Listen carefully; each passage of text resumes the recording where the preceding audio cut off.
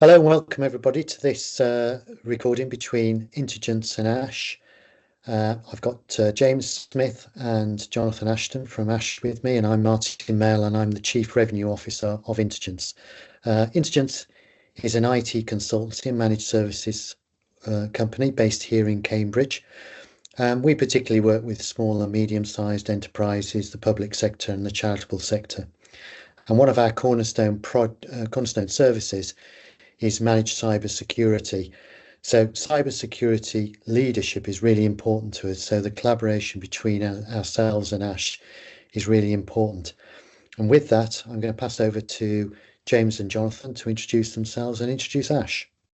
Thanks, Martin, and thanks for having us. It's great to be here. So I'll kick off, I guess. So my name's Jonathan Ashton, director and co-founder of Ash Cybersecurity. So I've been in cybersecurity for around 20 years and have covered kind of most roles probably during that time. Currently, I work mostly with organizations around their cybersecurity technology strategy and helping them to land and deliver cybersecurity technologies effectively. Around Ash Cyber, so James and I have worked together for the best part of kind of 10 years now. And I think one of the things that we've both been passionate about and challenged each other on over the years is what's the value of what we're delivering. So often we see with organizations that they take an approach to cybersecurity that feels a little bit scripted and a little bit stale, perhaps. And while that sort of textbook approach to cybersecurity is quite a safe option, it's often quite inefficient and sometimes not particularly effective. So, for example, we might see lots of time and effort spent on tasks that can be automated or that are repeatable across different organizations. The other thing that we see in particular is the sprawl of cybersecurity technologies and those technologies not really being kind of landed effectively within organizations. So if your board or other senior stakeholders aren't seeing the value of your security program, it just becomes an increasingly uphill struggle to secure the necessary resources and support that you need to make real progress going forward.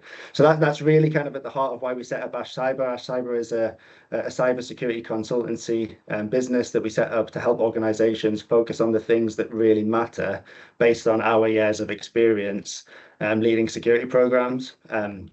What we think is that delivering great cybersecurity and being able to demonstrate that doesn't need to break the bank. It doesn't need someone to come in and rip everything up from the start and start from scratch. But with good leadership, the right prioritization, focusing on doing the basics really well everywhere, any organization can deliver really robust and demonstrable cybersecurity controls. Great. Thank you, Jonathan. Thanks, John. So James Smith, also director and co-founder at Ash. So I've been sort of focused on cybersecurity for 15 odd years, and before that, a bit of an IT and audit background. I've been an industry CISO, I've been a fractional and virtual CISO, I've held interim sort of leadership roles on behalf of clients in my consulting career, and sort of following up on what John's introduction sort of started to talk about, is my focus is on making security programs work for organizations. So being business aligned, proportionate and prioritized, and sort of current focus with one client is helping them sort of say no to things, say no to distractions, not get too excited about audit findings, and focus on what really matters to both protect and enable the business. Thanks, James. And perhaps, James, could you give us a little bit more definition around what security leadership is and what makes a good security leader? Yeah, absolutely. So I think if we just talk about leadership for a moment, I think most people have a view on what makes a good leader, what makes a less good leader, based on sort of our interactions and lives and work jobs we've held. I quite like the definition in a recent McKinsey article that sort of defines leadership as a set of mindsets and behaviors that aligns people in a collective way, enables them to work together to accomplish shared goals, and then also helps them adjust to changing environments. And then if I try and sort of translate that into security leadership, I think security leadership at its heart is about how well do individuals influence security outcomes for a given organization. And my view and our view at Ash is that sort of tends to be a combination of three things. So the first one is their leadership style and their approach to relationships. So does the security leader coach and inspire, or do they command and control their security team and security function? Do they build partnership-based relationships with IT and business colleagues, or is everything transactional? The second area is around how does the security leader align their program to the business, and what sort of decisions do they make? So do they understand and enable the organization's strategic goals, or are they focused on tactical security things because that's where they're more comfortable? And are they making sort of executive business-wide decisions on security and how the organization will approach security, or are they making operational ones? And then the third sort of area, which sort of is part of the combination for how well they can affect a change in their organization, is how are they influencing and what interactions do they have? So can the leader persuade senior and external stakeholders, or are they more comfortable with their IT teams? And are they planning ahead and anticipating change at an organizational level, or are they sitting back and waiting for it to happen? So those are sort of the three tenets we think of that sort of make up how well a security leader can influence security outcomes. And I suppose the backdrop for this is that the need for effective security leadership has never been greater. We all see in the news and in blogs and everything that the expanding threat landscape and increasing digital sprawl of organizations is making it tougher. And therefore, getting security right is both important to protecting and enabling the organisation. And we also see from things like the UK government's latest cyber breaches survey that only around 58% of a medium-sized organisation has a security strategy, and that many organisations don't have any dedicated security leadership, with responsibility for cyber sitting in sort of IT for around 31% of those organisations. I think the other really important thing about good security leadership is organizational context. So Alan, and the best leaders flex their approach to suit the organization rather than the other way around. So those leaders will leverage the subject matter expertise that they've got in the team without having to be in the weeds of technology and controls. They'll build great relationships at all levels, not just upwards, but downwards as well. And prioritize sort of effectively to deliver change. And they'll define business-aligned security strategies and roadmaps that deliver the right outcomes in the right way, and in the right order as well, so that stakeholders buy in based on organizational risk appetite. And then they'll really own the security agenda to ensure that their teams and colleagues can be effective. So this is the sort of CISO that we refer to as the modern risk-based business-aligned CISO, who I think will be effective in any organization. So I get that they're strategically aligned and business aligned. So do you think all organizations need a full-time CISO then, John? So I think it's increasingly becoming the norm to have a role that's dedicated towards security leadership. And I think all organizations do need security leadership, but not necessarily every organization needs that to be a dedicated full-time CISO. A lot of organizations, of course, will require a full-time CISO based on perhaps their size, their complexity, their regulatory environment. And in other organizations, usually smaller organizations, that sort of leadership can come from other senior roles, be that the CTO or the CIO, which again works for many organizations.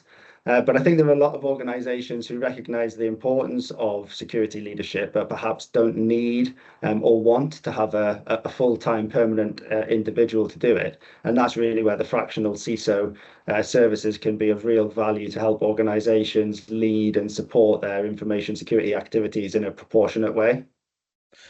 So what is a fractional CISO exactly then, John? So in a nutshell, a fractional CISO is just part-time security leadership. To accelerate your security program working in partnership with your existing teams and your existing stakeholders. So just like any other security leader, the fractional CISO will provide a focal point for decision making and prioritization. They'll check and challenge in-flight security activities and provide leadership for security improvements to support wider business projects and programs. They'll also typically cover any kind of board engagement and internal, external stakeholder meetings, along with covering the usual sort of internal and external governance requirements that you would expect from a CISO. But beyond that, what you're getting with a fractional CISO is the knowledge and experience of delivering security programs across a whole range of different organizations. So above and beyond what you get from a normal or from a typical sort of security leader, what you will also get from a fractional CISO is a real opportunity to accelerate key security initiatives, get buy-in from your board, and also really importantly is upskilling and mentoring the existing teams to build and mature that internal security capability. James, have you got a view of the fractional CISO? Yeah, so I sort of mentioned during the introductions that I've sort of been a fractional or virtual CISO in the past, and I think there's a good example of sort of where the models work really well was when I was the fractional CISO for a fintech organization. So just a little bit of brief organizational context. They were around 85 people building a technology solution in a future sort of regulated state. They engaged sort of me and sort of the company I was working for at the time because they didn't want to hire a CISO at that point. They were sort of in that sort of classic scale-up phase where they wanted to focus on the product rather than sort of the rest of sort of what was required to secure an enterprise. So they didn't have an internal security team and really saw the value of what a fractional security leader could bring. So just to sort of describe how it worked for them. So early on, we agreed a fixed number of days sort of for me as fractional CISO to work with them to develop that security strategy, to support key projects and initiatives that were in flight and provide sort of security expertise into. And then also sort of had a flexible model where we could ramp up and down to provide additional support. So for instance, when they got audited, they might need some more coordination and hand-holding of the auditors. So we ramped up a few more days. When it's all quiet in the summer, we ramped down a few days just to give them flexibility, but a sort of continuity of the same sort of security leader.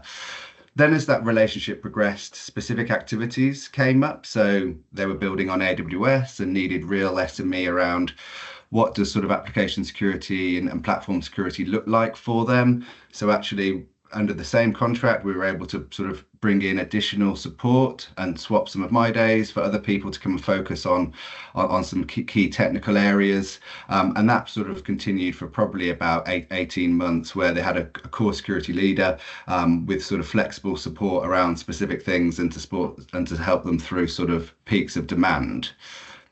As they sort of started to get more mature, they sort of started to attract the attention of regulators because they wanted to work in a regulated space. I made the decision then, about 2 years into our relationship, that they wanted to sort of hire a permanent CISO, which was fine. So then for the next sort of 6 months, I supported them in hiring the right CISO for their organization, in transitioning leadership capability from me to them. And actually then what the CISO needed was support in other specific activities, such as getting ready for ISO 27001 certification rather than that core audit, core leadership role. So I supported them for another sort of year and a half, and we built a really, really great partnership over that sort of 4-year period, which gave them what they needed at the right time and supported how their organization was changing and the contextual requirements they had in a really cost-effective way to them. So there seems to be quite a lot of sensible waypoints and inflection points for an organization as they became larger and then their cyber needs and their cybersecurity maturity increased. So what sort of organizations would benefit from a fractional CISO then?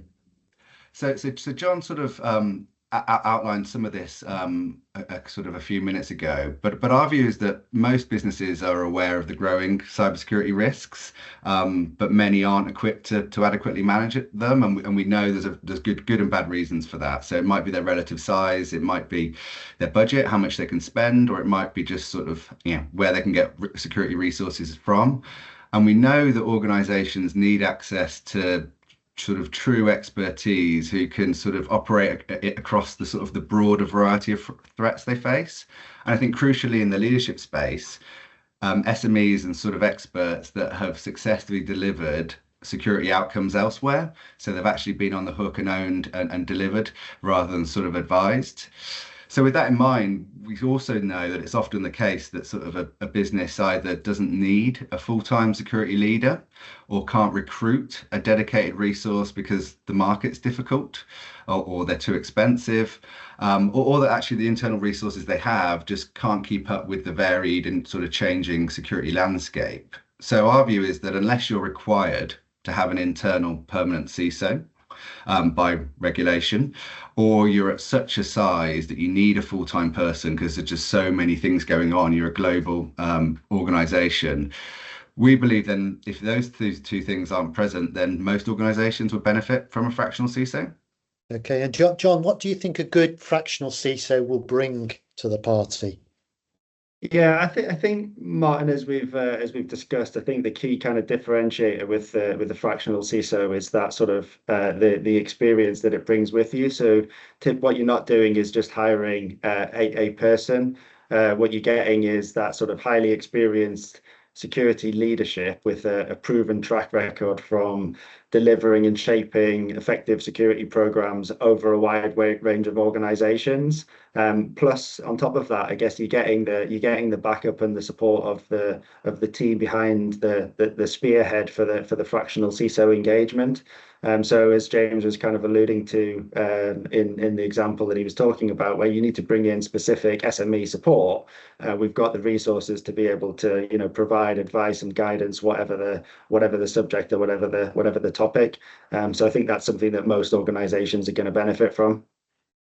So clearly you're often talking to organizations where you can clearly see that they've got a need and they will have a benefit from clearer security leadership, but they're not probably quite sure about fractional CISO. So what would you say to organizations that aren't sure about a fractional CISO? Yeah. Well, I think as we've said previously, Martin, it's not for everybody, but it does work for many.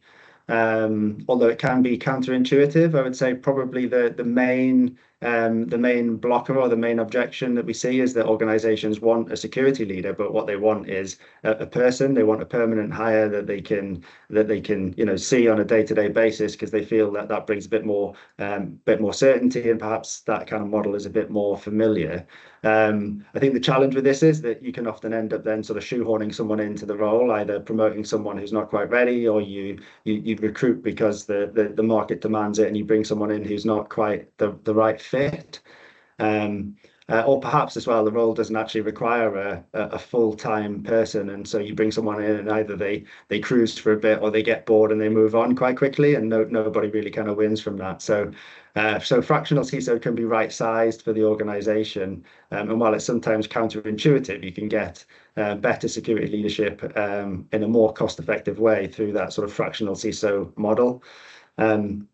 One of the other kind of concerns that we see sometimes is that if an organization is looking to promote or develop a more junior member of staff, an information security manager, for example, into a more senior leadership role, they might be concerned about undermining the individual.